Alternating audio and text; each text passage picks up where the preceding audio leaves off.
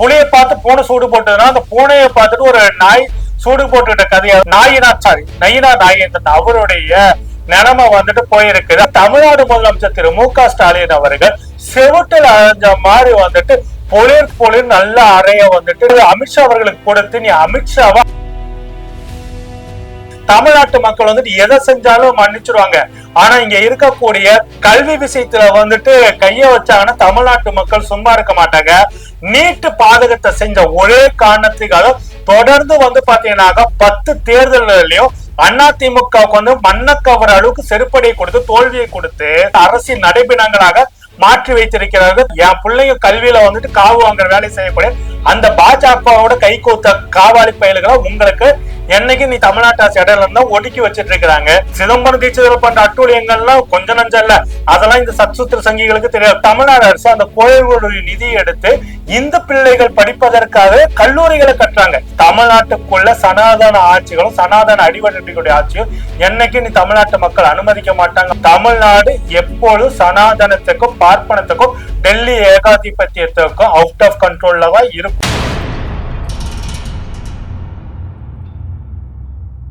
My Chennai 360 தோழர்களுக்கு வணக்கம். தோழர்களை புலியை பார்த்து போன சூடு போட்டுட்ட கதையா ராகுல் காந்தி அவர்களுடைய பாரத் ஜோடோ யாத்திரையை பார்த்துட்டு அதே போல தமிழ்நாட்டுல தனக்கு ஒரு பப்ளிசிட்டி தேடணும் அப்படின்றதுக்காக முன்னாள் பாஜக தலைவர் அண்ணாமலை அவர்கள் வந்து என் மண் என் மக்கள் யாத்திரை அப்படின்ற பேர்ல வந்துட்டு அவர் பாஜகவோட தமிழ்நாடு மாநில தலைவராக இருந்தப்ப மீடியாக்களுக்கு ஏகப்பட்ட அளவுக்கு மெயின் ஸ்ட்ரீம் மீடியாக்கள பல கோடி ரூபாய் பணத்தை கூட தன்னை வந்துட்டு அந்த யாத்திரையை வந்து பப்ளிசிட்டி பண்ணி தன்னுடைய தேசிய தலைமை கிட்டே அதுக்கான ரிப்போர்ட் எல்லாம் காட்டி பெரிய ஆதரவு இருக்க போல பாவனா பண்ணி காட்டினாரு. அப்படி புலியை பார்த்து பூனை சூடு போட்டுட்ட கதையா அண்ணாமலை பண்ணானா அந்த பூனை அண்ணாமலையை பார்த்துக்கிட்டு இதே போல நாமளும் பண்ண நமக்கு சரியா இருக்கா. புலியை பார்த்து பூனை சூடு போட்டதுன்னா அந்த பூனையை பார்த்துட்டு ஒரு நாய் சூடு போட்டுக்கிட்ட கதையாதான் நம்முடைய நயினா நாகேந்திரன் அவருடைய நிலைமை வந்துட்டு போயிருக்குது. அண்ணாமலை வந்துட்டு பல கோடி ரூபாய் கொடுத்து மெயின் ஸ்ட்ரீம் வந்துட்டு யூடியூப் சேனல்ஸ் வந்து பல பேர்த்துக்கு வந்து பேரங்கள் பேசி அந்த வீடியோக்கு வந்து பப்ளிசிட்டி பண்ணது. ஆனா நம்ம நயினா நாகேந்திரன் எச்ச கையில கூட காக்கா ஓட்டாத ஆளு. அப்படிப்பட்ட நபர் வந்து பாத்தீங்கன்னாக்க எந்த ஒரு செலவும் பண்ணாமலே நம்ம தமிழ்நாடு பாஜகவுடைய மாநில தலைவர், ஏன்னா அந்த கட்சி அவ்வளவு பெரிய கட்சி, அதனால வந்து பாத்தீங்கன்னாக்கா நாம வந்துட்டு சுற்றுப்பயணத்தை வந்து இது பண்ண தமிழகம் தலை நிமிர தமிழ்நாடுன்னு கூட உனக்கு சொல்ல மாட்டாங்க, தமிழகம் தலை நிமிர செய்யும் தமிழன் அப்படின்ற பேர்ல ஒரு யாத்திரை. அந்த யாத்திரை பேர் கூட பல பேருக்கு வந்து தெரியாம இருந்தது. யாத்திரையை தொடங்கினாராமா. அந்த யாத்திரை எப்ப தொடங்குச்சுன்னு தெரியல, எப்ப முடிஞ்சதுன்னு தெரியல. புதுக்கோட்டையில வந்துட்டு அமித்ஷா அவர்கள் வந்து முடிச்சு வச்சுட்டு 53 ஊர் 58 ஊருக்கும் வந்துட்டு இவர் சுற்றுப்பயணத்தை முதல் கட்டமா முடிச்சிட்டாரு அப்படின்னு சொன்னது பெரிய ஷாக்கிங்க. நயினா நாகேந்திரன் இப்படி சுற்றுப்பயணம் போன விஷயம் அவருடைய குடும்ப உறுப்பினர்களுக்கே தெரியுமா அப்படின்ற நிலைமைக்குதான் இருந்தது தமிழ்நாட்டுல. அந்த அளவுக்கு பாத்தீங்கன்னா எந்த ஊடகங்களும், ஏன்னா மெயின் ஸ்ட்ரீம் ஊடகங்களுக்கு எதுவும் வாரி கொடுக்கல, சில்லறைய வாரி எடுக்கல, சில பேசு தமிழா பேசி இவங்க எல்லாம் பாத்தீங்கன்னாக்கா அண்ணாமலையோட ஜால்ராக்கள் அவனுங்களும் இது பண்ணிக்கல. யூடியூப் சேனல்ஸ் எப்படி வளைச்சு போடணும்ன்ற வித்தையும் நயினா நாகேந்திரனுக்கு தெரியல. கட்சி நிர்வாகிகளை வளைக்க தெரிந்த நயினா நாகேந்திரனுக்கு சோசியல் மீடியா இருக்கக்கூடியவர்களை வளைக்க தெரியாம தடுமாறுறாரு அப்படின்றது யதார்த்தமான ஒரு விஷயம் தான். நயினா நாகேந்திரனுடைய இந்த கூட்டம் வந்துட்டு இதா இருந்தா அந்த கூட்டத்துலதான் புதுக்கோட்டையில பேசும்போது அமித்ஷா அவர்கள் வந்து சொல்றாரு, தமிழ்நாடு அரசு அதாவது தமிழ்நாட்டில் ஆண்டு கொண்டிருக்கின்ற திமுக வந்து பாத்தீங்கன்னா இந்துக்களுக்கு பெரிய துரோகத்தை செய்யுது, இந்துக்களுக்கு வந்து மிகப்பெரிய அநீதி செய்யுது, இந்துக்கள் வந்து சாமி கும்பிடுறது கூட இங்க வந்துட்டு உரிமை எல்லாம் போச்சு அப்படின்னு சொல்லிட்டு ஏகப்பட்ட கட்டுக்கதைகளை கட்ட அதுக்கு தமிழ்நாடு முதலமைச்சர் திரு மு.க. ஸ்டாலின் அவர்கள் செவுட்டில் அரைஞ்ச மாதிரி வந்துட்டு பொலிர் நல்ல அறைய வந்துட்டு நேத்து வந்து அமித்ஷா அவர்களுக்கு கொடுத்து நீ அமித்ஷாவா அவதூறுஷாவா அப்படின்ற கேள்வியும் கேட்டு வந்து பளிர் பதிலடியை கொடுத்திருக்கிறாரு. தற்போது தமிழ்நாட்டை ஆண்டு கொண்டிருக்கின்ற முதலமைச்சர் மு.க. ஸ்டாலின் தலைமையிலான தமிழ்நாடு அரசு வந்துட்டு மிகவும் சிறப்பாக கோயில்களுக்கான வேலைகளை வந்து செய்யறாங்க. கோயில் சொத்துக்களை வந்துட்டு ஆட்டையை போட்டு வச்சிட்டு இருந்த சங்கிகள், அதாவது ஆட்டையை போட்டுக்கிட்டு பார்ப்பன சங்கிகளும் அந்த பார்ப்பன சங்கிகளுக்கு ஒத்து ஊதிக்கின்ற சில சத்சூத்திர சங்கிகள், கோடம்பாக்க ஸ்ரீ மாதிரியான ஆட்கள், நயினா நாகேந்திரனுடைய மகன் போன்றவங்க கோயில் சொத்துக்கள் ஆட்டையை போட்டு வச்சிருந்தாங்க. அத்தனை சொத்துக்களையும் மீட்டு எடுத்து அந்தந்த கோயில் சொத்துக்களை அந்தந்த கோயிலுக்கு வசமே ஒப்படைத்து இருக்கிறாங்க. அதனாலதான் வந்து பாத்தீங்கன்னாக்கா சங்கிகளால பொறுத்து கொள்ள முடியல.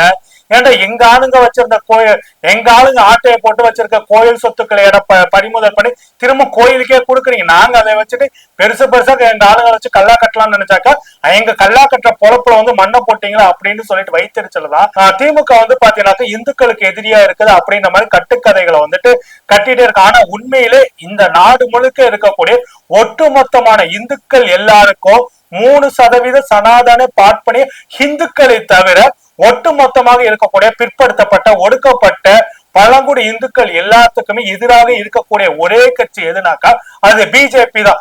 ஓபிசி உடைய ஸ்காலர்ஷிப்ஸ்ல இருந்துட்டு எல்லா இடத்துலயும் அவங்களுடைய படிப்பு விஷயத்துல வந்துட்டு மன்னவாரி போட்டது இதே ஒன்றிய பாஜக அரசு தான். அமித்ஷாவும் ஒன்றிய பிரதமர் நரேந்திராவும் தான் திட்டம் போட்டு எல்லா வேலைகளையும் பார்ப்பன சனாதனிகளுடைய பேச்சு கேட்டுக்கொண்டு செய்திருக்கிறார்கள்.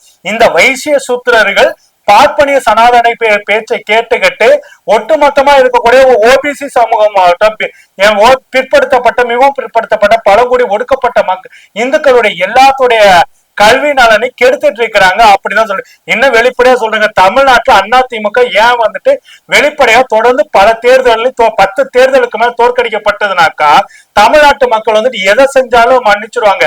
ஆனா இங்க இருக்கக்கூடிய கல்வி விஷயத்துல வந்துட்டு கைய வச்சாங்கன்னா தமிழ்நாட்டு மக்கள் சும்மா இருக்க மாட்டாங்க.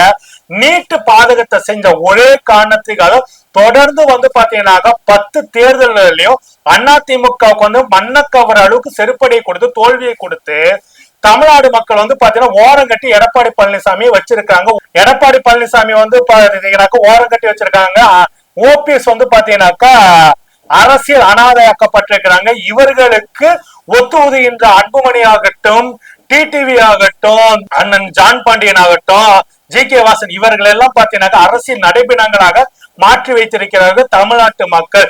ஏன்னா இங்க தமிழ்நாட்டு மக்கள் முன்ன சொன்னது போலதான் இனி என்ன வேணா செஞ்சுக்க, ஆனா என் பிள்ளைங்களோட படிப்பு விஷயத்த விட்டு கொடுத்தியே, என் பிள்ளைங்களோட படிப்பு விஷயத்துல நீ ஏதாவது தில்லாலங்கடி வேலை பண்ண உன்னை மன்னிக்க மாட்டேன், விடவும் மாட்டேன் அப்படின்னு சொல்லிட்டு காலி பண்ண தெளிவா இருந்தாங்க. அதை வந்து காலி பண்ணிட்டாங்க. ஏன்னா இந்த நீட்டால பெரும்பாலும் பாதிக்கப்பட்டது யாருன்னாக்கா பிற்படுத்தப்பட்ட ஒடுக்கப்பட்ட சமூகத்துல இருக்கக்கூடிய பிள்ளைகள். அப்படி அது மட்டும் இல்லைங்க, அந்த ஏற்கனவே சொன்னது போல அந்த ஸ்காலர்ஷிப்ல ஓபிசி மக்களுடைய ஸ்காலர்ஷிப்ல கைய வைக்கிறது, ஒடுக்கப்பட்ட பழங்குடி மக்களுடைய மேற்படிப்பு படிக்க முடியாத அளவுக்கு வந்துட்டு அவர்களுக்கு ஏகப்பட்ட நெருக்கடியான விஷயங்களை முக்கியமான பெருங்கல்வி நிறுவனங்கள்ல சேர முடியாத அளவுக்கு வந்து நெருக்கடிகளை உண்டாக்குவது, பல அதாவது மத்திய பல்கலைக்கழகங்கள்ல படிக்கக்கூடிய ஒடுக்கப்பட்ட மாணவர்கள் வந்துட்டு தற்கொலை நிலைக்கு தள்ளப்படுகின்ற நிலையெல்லாம் ரோஹித் விமலா கொண்டு எல்லாமே அந்த மாதிரியான நெருக்கடிகளை ஒன்றிய பாஜக அரசு திட்டமிட்டு அவர்களுடைய சனாதன கைக்கூலிகளை அங்கங்க வைத்துக் கொண்டு வெளிப்படையா செஞ்சுட்டு இருந்தாங்க. இது எல்லாமே பாத்தீங்கன்னா வட மாநிலங்களில் இருக்கக்கூடிய பிற்படுத்தப்பட்ட மிகவும் பிற்படுத்தப்பட்ட ஒடுக்கப்பட்ட இந்துக்களுக்கு புரிதல் தமிழ்நாட்டில் இருக்க இந்துக்களுக்கு புரிஞ்சதுனாலதான் பாஜகவோட கூட்டணி வச்சுட்டல என் பிள்ளைங்க கல்வியில வந்துட்டு காவு வாங்குற வேலையை செய்யக்கூடிய அந்த பாஜகவோட கை கோத்த காவாலி பயல்களை உங்களுக்கு என்னைக்கு நீ தமிழ்நாட்டு அரசு இடையில இருந்தா ஒடுக்கி வச்சிட்டு இருக்கிறாங்க. இதுதான் இங்க கலை யதார்த்தமா இருக்கு. அதுதான் தமிழ்நாடு முதலமைச்சர் மு க ஸ்டாலின் அவர்களும் இங்க இருக்கக்கூடிய இந்துக்களுக்கு நல்லா தெரியும். உண்மை சொன்னா இது வந்து அமித்ஷா அவர்களுக்கு முதலமைச்சர் மு க ஸ்டாலின் அவர்கள் பதில் சொல்லணும்னு அவசியம் இல்லை. இங்க இருக்கக்கூடிய எல்லா இந்துக்களுக்குமே தெரியும் பாஜக வந்து 97% பிற்படுத்தப்பட்ட மிகவும் பிற்படுத்தப்பட்ட ஒடுக்கப்பட்ட இந்துக்களுக்கு எதிரான கட்சி அப்படின்றது. அது வந்து பாஜக வந்து பார்ப்பனர்களுக்காகவும் பார்ப்பனர்களுடைய நலனுக்கான கட்சியாக மட்டும்தான் இருக்கின்றது தெரிஞ்சது.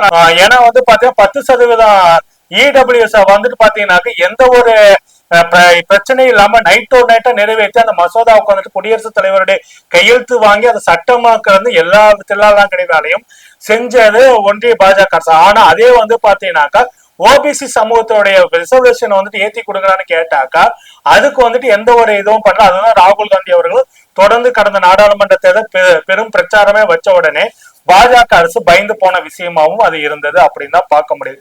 சரி, அதெல்லாம் இருக்கட்டும். இப்ப வந்துட்டு இன்னும் வெளிப்படையா சொல்லணும்னாக்கா இந்துக்களுடைய கல்வி உரிமையை பாதுகாக்கிறத மட்டும் திமுக கோயில்கள் இந்துக்கள் வந்துட்டு சுதந்திரமா போய் சாமி கும்புறதுக்கான வேலைகள் செய்யறாங்க. அதையும் பொறுத்து கொள்ள முடியாம தான் என்ன பண்றாங்கன்னா இந்த சங்கி கூட்டங்கள் கோயில்களுக்குள்ள பல விதமான ஏற்கனவே ஒரு 2 வீடியோக்கு முன்னாடி சொல்லியிருந்தேன். இந்த தேர்தல் நெருங்க வர பாத்தீங்கன்னா கோயில் சார்ந்த பிரச்சனைகளை சங்கிகள் தொடர்ந்து கிளப்பிக்கிட்டே இருப்பாங்க அப்படின்னு சொன்னேன்.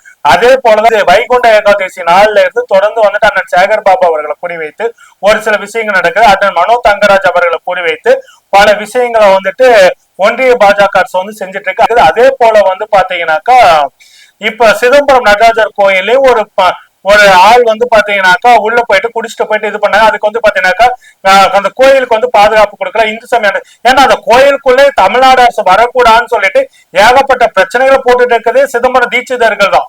கோயிலுக்கு வந்துட்டு பாதுகாப்பு விஷயத்த வந்து எல்லாத்தையும் நாங்களே பார்த்துக்குவோம், அரசு தலையிடக்கூடாது அப்படின்னு சொல்லிட்டு கோர்ட் வரைக்கும் போயிட்டு எல்லா தகராறையும் பண்ணி கோயில் சொத்துக்களை ஆட்டையை போடுகின்ற தீட்சிதர்கள் அங்க எல்லா வேலையும் பண்ணாக்கா, அங்க ஒருத்தன் போய் சிதம்பரம் தீட்சிதர்கள் பண்ற அட்டூழியங்கள்லாம் கொஞ்சம் நஞ்சம் இல்ல, அதெல்லாம் இந்த சத்சுத்திர சங்கிகளுக்கு தெரியாது. அந்த கோயிலையே கல்யாண மண்டபமா ஏத்துனாங்க. சிதம்பரம் நடராஜர் இருக்கக்கூடிய அந்த பொன்னம்பல மேடையில இருக்கக்கூடிய தங்க கூரைகள் மேல செருப்பு காலோட ஏறி வேலைகளை வந்து செய்ய விட்டுருக்காங்க. திருமண மண்டப அலங்கார வேலையா வந்து செய்ய விட்டுருக்கானுங்க.